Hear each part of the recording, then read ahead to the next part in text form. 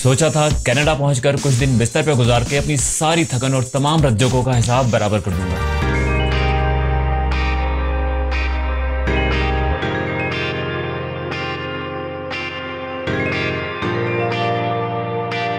लेकिन सिर्फ एक रात की अधूरी नींद के बाद सुबह घर के बाहर के दिलकश नजारों ने मेरे तमाम सुस्ती भरे इरादे बदल दिए।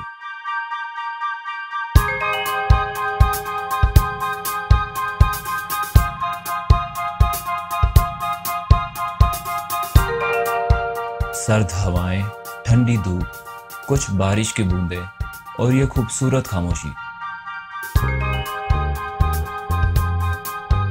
अपने इस तजुर्बे को लफ्जों में बयान करना मुश्किल है। मौसम और माहौल के अलावा मैं यहाँ के निज़ाम और लोगों के रवैयों से भी मुतासर हुआ।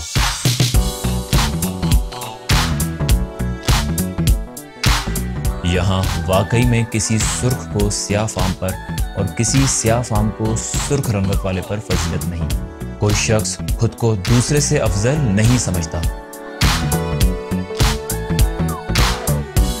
रास्ते में चलते फिरते अजनबी लोग एक दूसरे को ग्रीटिंग्स देते हैं, यूं समझें दुआएं देते हैं।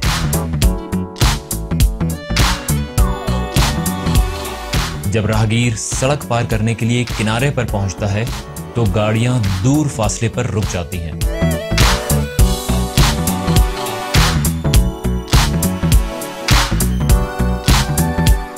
यहां सरकारी सहूलियात का वो आला मयार है जो वतन अजीज में लाखों रुपए खर्च करके भी नसीब नहीं होता।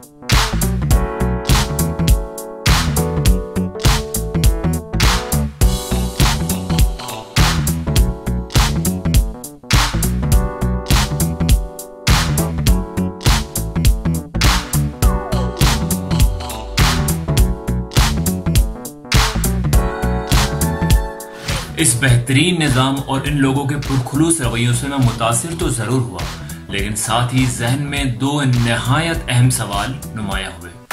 पहला सवाल, अगर कनाडा की आवाम भी मेरे अजीज हमवतनों की तरह टैक्स चोरी करना शुरू करती तो क्या इन्हें ये सब सहूलतें मयसर होंगी?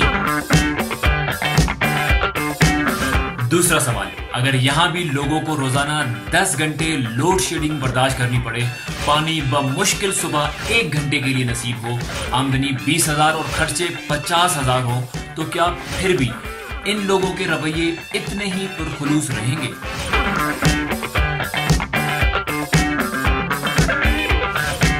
मेरी नजर में इन मुस्बत रवैयों के पीछे अच्छी तरबियत से ज्यादा यहाँ का बेहतरीन निजाम है।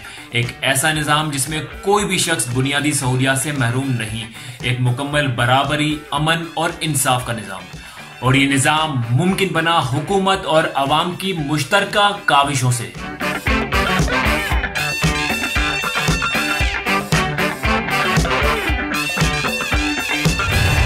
दुआ है मेरे पाकिस्तान में भी ऐसा निजाम नाफिज हो जाए। I'm son of इकबाल, मेरे जहन में कुछ सवाल। I'm son of इकबाल, क्या है हराम क्या हलाल? I'm son of इकबाल, क्यों मेरा मुल्क है बेहाल? I'm son of इकबाल, कब तक करूंगा मैं मलाल? I'm son of Iqbal,